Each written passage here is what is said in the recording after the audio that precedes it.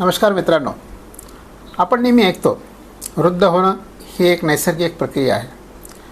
पण एक विचार करा, हे खरं आहे का? वय वाढणं नैसर्गिक आहे, पण थकणं, गती कमी होणं, अपयशी वाटणं हे खरंच नैसर्गिक आहे का? हे वयाचं नव्हे तर विचाराचं वृद्धत्व आहे. मी एका लेखात वाचलं होतं की वृद्धत्व हे अस्वाभाविक आहे आणि आता त्याची सत्यता पटत आहे. जोपर्यंत जिज्ञासा आणि शिकायची इच्छा आहे, योगदान देण्याची तयारी आहे, तोपर्यंत माणूस म्हातारा होत नाही. आपण पाहतो की आज कित्येक लोक 50, 60, 70व्या वर्षीसुद्धा नव्या जबाबदाऱ्या स्वीकारतात, दुसरी इनिंग खेळतायत. आपणही ते करू शकतो. एक उद्दिष्ट असलं की आपण आयुष्य जगतो, नाहीतर फक्त दिवस जातात. कॅलेंडरला आपलं महत्त्व ठरवू देऊ नका. हे आपणच ठरवू की आता अजून खूप काही करायचं आहे. कारण खरंच एक उद्दिष्टपूर्ण आयुष्य जगताना वृद्धत्व हे अस्वाभाविकच वाटतं.